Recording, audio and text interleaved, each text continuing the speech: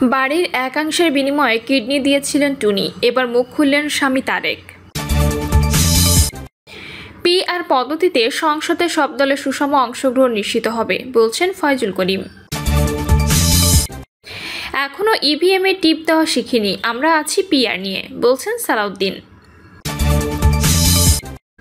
এবং সর্বশেষ জানাবো, বাবার ঘোড়ার গাড়ির চাপায় প্রাণ গেল ছেলের। শুনছিলেন সংবাদ শিরোনাম, এবারে বিস্তারিত। বাড়ির একাংশের বিনিময়ে কিডনি দিয়েছিলেন টুনি, এবার মুখ খুললেন স্বামী তারেক। সাভারের আলোচিত কিডনি কাণ্ড নিয়ে এবার মুখ খুললেন উম্মে সাহেদিনা টুনির স্বামী মোহাম্মদ তারেক। তারেকের দাবি, স্ত্রী তার কাছ থেকে 1% জমিসহ 3 তলা বাড়ির 2য় তলার মালিকানা লিখে নিয়ে কিডনি দিয়েছেন।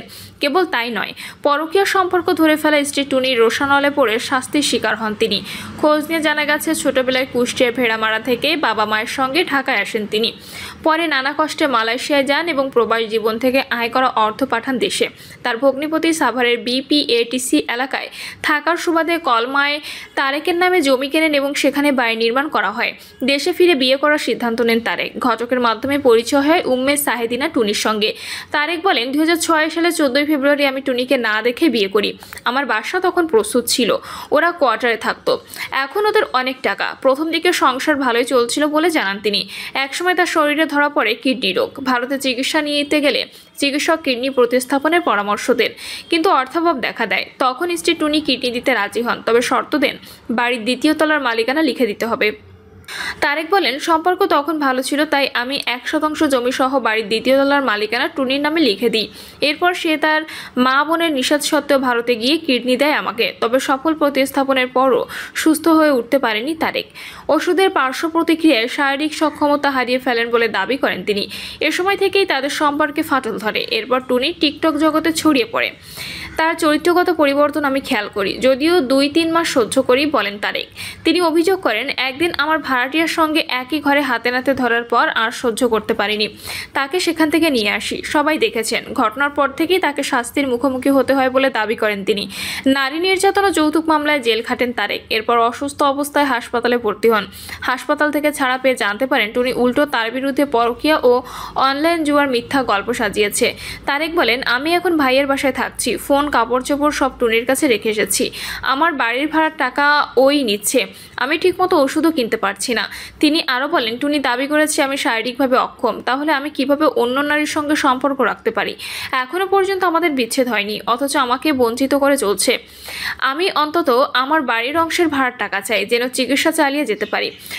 তারেকের সাবেক ভাড়াটিয়া মোহাম্মদ হৃদয় খান বলেন, আমি ওই বাড়িতে থাকতাম। তারেক যা বলেছে সবই সত্যি। টুনির চরিত্র আগে থেকেই খারাপ ছিল। প্রসঙ্গত, টুনি এর আগে অভিযোগ করেছিলেন, স্বামীর জীবন বাঁচাতে কিডনি দেওয়ার পর তারেক পরকীয়ায় জড়িয়ে পড়েন, অনলাইন জুয়ায় আসক্ত হন এবং তাকে নির্যাতন করে বাড়ি থেকে বের করে দেন। তবে এবার তারেক উল্টো অভিযোগ তুলে নিজের অবস্থান ব্যাখ্যা করলেন। পিআর পদ্ধতিতে সংসদের সব দলের সুষম অংশগ্রহণ নিশ্চিত হবে বলছেন ফয়জুল করিম।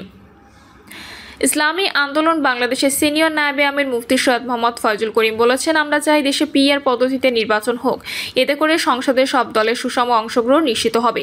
একক দলের আধিপত্য থাকবে না। এর ফলে নতুন করে কোনো স্বৈরাচার জন্মের সুযোগ সৃষ্টি হবে না। জনগণকে নিজেদের দাবি আদায়ের জন্য বারবার রাজপথে নামতে হবে না। ফয়জুল করিম বলেন, আওয়ামী লীগ যেভাবে পেশি শক্তি ব্যবহার করত, ঠিক একইভাবে বিএনপি বেশি শক্তি ব্যবহার করছে। মানুষ বিএনপিকে ভোট দেবে না, তাই ইসলামী দলগুলোকে ঐক্যবদ্ধভাবে কাজ করতে হবে। দেশে এখনো নির্বাচনের পরিবেশ তৈরি হয়নি, আগে সংস্কার পরে নির্বাচন। তিনি আরো বলেন, সাম্প্রতিক সময়ে দেশে চাঁদাবাজি, খুন, ধর্ষণ ও রাহাজানির মতো অপরাধ আশঙ্কাজনকভাবে বেড়েছে।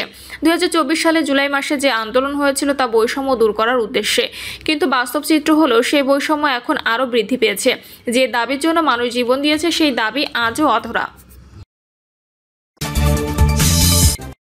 ইভিএম এ টিপ দেওয়া শিখিনি, আমরা আছি পিআর নিয়ে বলছেন সালাউদ্দিন। বিএনপির স্থায়ী কমিটির সদস্য সালাউদ্দিন আহমেদ বলেছেন, আমরা এখনও ইভিএম এ টিপ দেওয়াটা শিখতে পারিনি। এখন আমরা আছি পিআর নিয়ে। এখানে পিআর পদ্ধতিতে নির্বাচনে যে যার ভাগ বাটোয়ারা পাবে, এ নিয়ে ব্যস্ত আছে। কিন্তু গণতন্ত্রের কি অবস্থা হবে, কোনো দল সরকার গঠন করার মতো মেজরিটি পাবে কিনা, এবং তাহলে অস্থিতিশীল একটা ঝুলন্ত সংসদ হলে দেশের কি অবস্থা হবে, এসব কিছু তাদের মাথায় নেই। সারা দেশে সব মিলিয়ে 3 লাখ ভোট পেলে একটা সিট পাবে, এই চিন্তায় তারা আছে। তিনি বলেন, ভারতে আশ্রয় নিয়ে আওয়ামী লীগ শেষ পর্যন্ত মরিয়া প্রমাণ করেছে। তারা ভারতের লোক।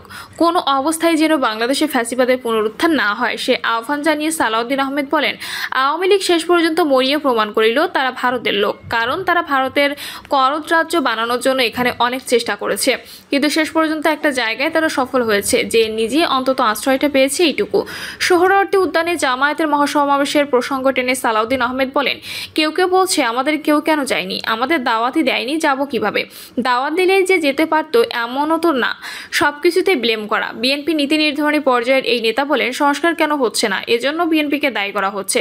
আমি প্রতিনিয়ত মিডিয়াতে বলছি যে সংস্কার যখন কেউ উচ্চারণ করেনি তখন আমরা সংস্কারের প্রস্তাবনা দিয়েছি আরও 2 বছর আগে, এই সরকারের দায়িত্ব নেওয়ার 1 বছর আগে। এ সময় সালাউদ্দিন আহমেদ বলেন, গণঅভ্যুত্থানের শক্তিকে যারা পলুটেড অর্থাৎ কালিমালিপ্ত করে বা গণঅভ্যুত্থানের শক্তিকে অপমানিত করে, যারা বাংলাদেশে বিভিন্ন রকমের অপপ্রচার করছে, এর শেষ কি?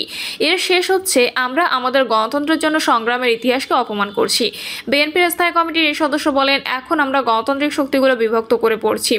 এখনও নির্বাচনের দিন তারিখ ঘোষণা হয়নি, এখনও নির্বাচন কমিশনের যথাযথ প্রতিক্রিয়ায় কোনো নির্দেশনা প্রধান উপদেষ্টা দিয়েছে বলে আমার জানা নেই।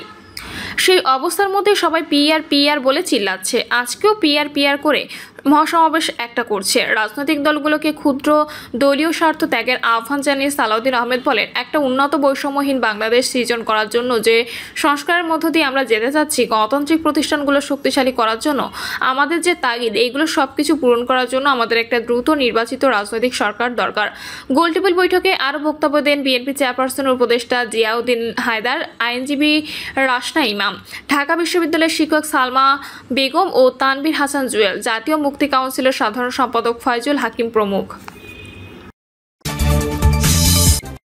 বাবার ঘোড়ার গাড়ির চাপায় প্রাণ গেল ছেলের।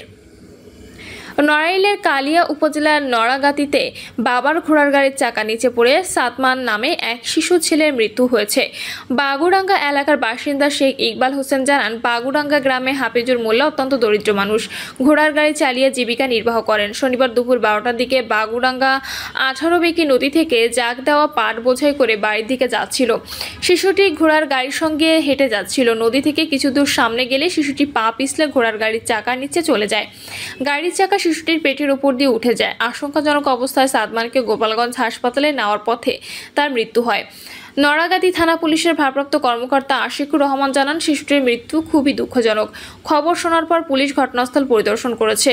কারো কোনো আপত্তি না থাকায় শিশুটিকে দাফনের জন্য অনুমতি দেওয়া হয়েছে। প্রিয় দর্শক, এই ছিল এখনকার সর্বশেষ সংবাদ। আপডেট সব সংবাদ পেতে চ্যানেলটি সাবস্ক্রাইব করে বেল আইকনটি ক্লিক করে রাখুন।